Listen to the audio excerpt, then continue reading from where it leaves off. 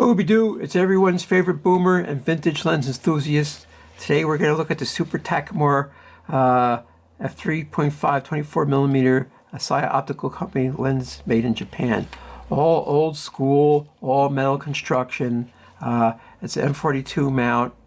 It stops down from 3.5 half f-stops and a full f-stop between 11 and 16.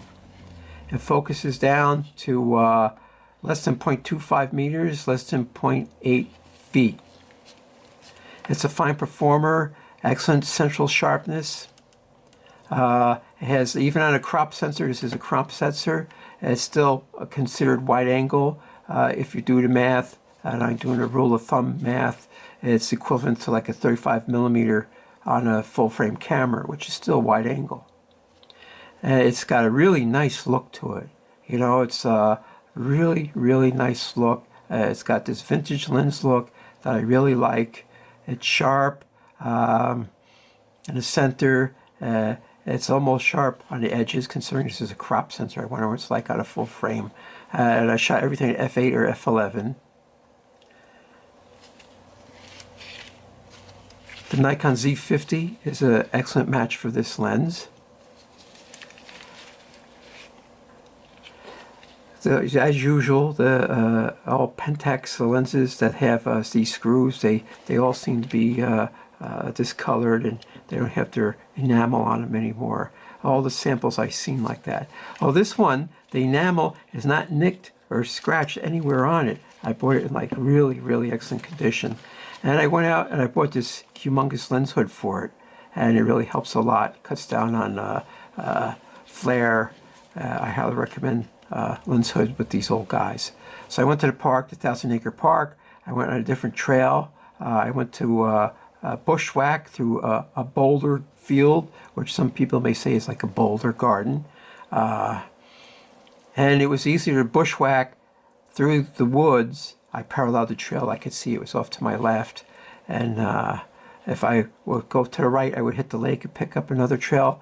Or if I go to the left, I would hit the other main trail. If I walk straight, I would come to the parking lot. So, and there's just these boulders all over. Big ones, small ones, medium ones, all sorts of weird shapes, fallen trees creating horizontal and diagonal angles all over. It was cloudy to cloudy bright. I was using f8 and f11, like I said, ISO 400 and 800, and I varied the shutter speeds a lot.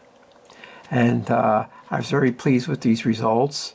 Of course, it was desolation and there's no people around, so I guess I'm sort of like a hermit or a recluse or a hikikomori or something like that.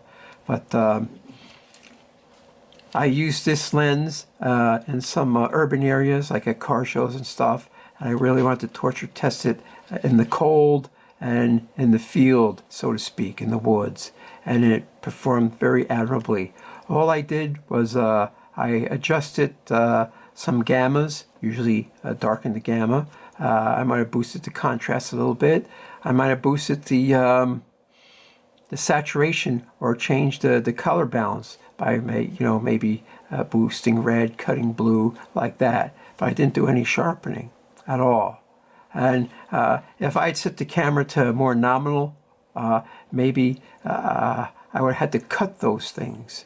So, and if you boost contrast or boost the gamma or adjust the color balance, it's hard to subtract it, but it's easier to add it.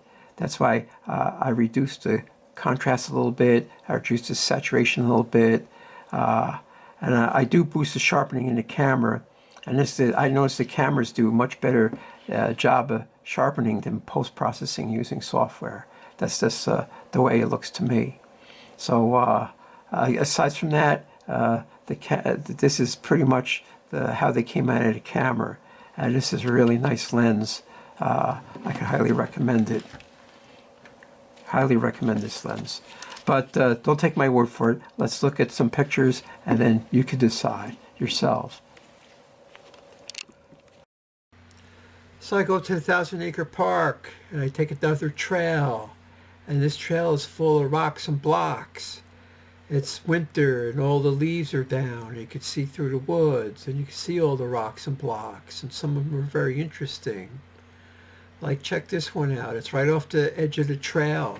How did this get on top of that? Was it placed there by Sasquatch, ancient aliens? I don't know. And then there's a big giant boulders on top of like these little ridges. This is a F8. Here's some more strange rocks. Like, how did they get all tilted like that? That's the remnants of fracturing. I mean, look at this. I mean, this is weathering over how many thousands or millions of years? I don't know. It's hard to say what the geology is, but everything's all fractured and smashed up and busted.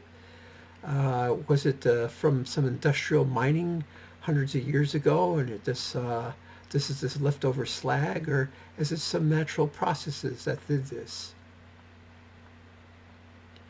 The whole area was probably logged once because the pyramid, which is the iron forge, they probably logged this whole area to get the for charcoal. If you notice, all the trees are about the same thickness and height, and there are some huge trees, but they're all fallen over. And then all the rocks have all these stress marks in them.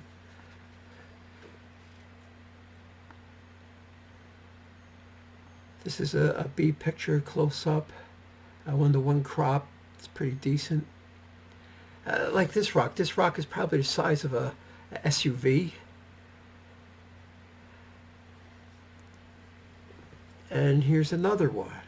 And they all seem to be shattered remains of a bigger rock, like these other small pieces cleaved off it or something. It's really hard to determine exactly what happened here. Was it a plasma burst from the sun? Now notice there's a lot of angles around where trees falling over and they get caught in another tree. And there's angles in the trees and there are angles in the rocks. See, they're all split along these lines like that. And they're all like fracturing into weird shapes. And of course, ice is one of the main movers of cracking rocks. You know, it gets into a little crack and it makes it bigger. And there's a swampy areas. This is quote unquote the boulder garden, but I wasn't impressed with it. It's just a jumbled up stuff. And on top of this slope, it looks like there are better rocks on top. All these tracks are from animals. I didn't see any animals, but I've seen all their tracks. Of course, when I stomp through the woods, I make a lot of noise, and the animals probably run away. And here's some more of these boulders that are like split and cleaved. And here's a close-up of the different lichen on that rock. That's a bee picture, 1-to-1 crop from the previous picture. Yeah, there's this one tree split, and it had this strange reddish tan color. And here's a 1-to-1 crop of that. It was cold. It was really cold. It was like freezing cold. This is a big giant rock. This has to be like the size of a small truck or a house. It sort of has a face to it, doesn't it? I don't know how long that tree is going to be standing up. Looks like it's ready to fall over, huh? And all these big rocks were strewn all over in this whole area. I just bushwhacked through this area, the trail being to my left and the lake being to my right. And I was walking sort of northwards. There are a lot of rocks like this, like sort of peaked or coned at the top. I noticed that. All over. I mean, where they said the boulder garden was, I wasn't impressed with, but I was impressed with this because there's a large area and strewn all over. And the way the rocks cleaved in like these segments. And let's look at this one. Has like a little baby rock on top of it. And what's going to happen to the big rock? You know, is the baby rock going to be left and the big rock fall to pieces? And you see, they're all like that. They're all cleaving into these strange sort of erosional polygons. This was a huge outcropping. I mean, you could climb up on top of them easy enough, but it was too cold for that. Although I like stomping around in the woods when it's cold because you don't have to worry about bugs or snakes or even the bears, and everything is hibernating. See, here's another rock that's like sticking up. And here's like a strewn about all these rocks all over.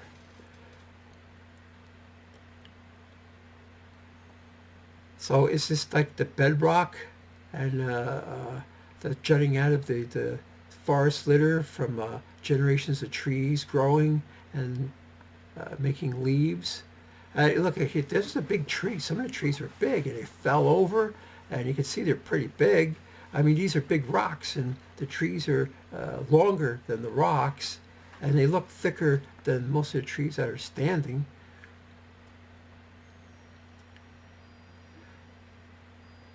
I sort of like walking around the woods like this, checking things out. I guess there's no pumas or cougars or any sort of mountain lions that would jump on me and eat me. I mean, they've been all shot to extinction where I live, some 35 miles northwest of New York City. Here's an overview of the lake. Big rock in the foreground, big giant outcropping. Like all these rocks are as big as cars and trucks scattered all over. And of course there's smaller rocks too.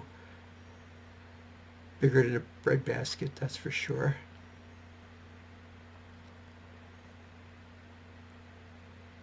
Yeah, this one was a very interesting one. Just the way it's cleaving and eroding into polygons. More so than the other ones. Big giant rock, about as big as a truck. You know, a panel truck. These rocks are just all over in this one area, as opposed to other areas where they're pretty sparse. Did the glacier like move all these rocks and just dump them in one spot? This is a giant rock, about as big as a shed.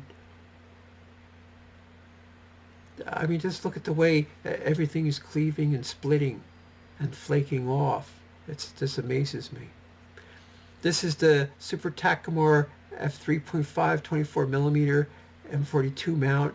It was on a Nikon Z50. I was very satisfied with this lens. I'm going to try and use it some more. It's a good walk-around lens, and it's a telephoto lens because you can zoom up on stuff and still see fine detail in the crops you make, especially like a 20 megapixel or plus camera. You're good to go. Of course, lighting under these conditions could be very trying, and I was taking these pictures across the lake, and I sort of HRD them, high dynamic range them, and just to bring out the shadow details, even though I had the dynamic range boosted in the camera. So the bottom dollar is, it's an expensive lens, but I would recommend if you see one in good condition to pick it up.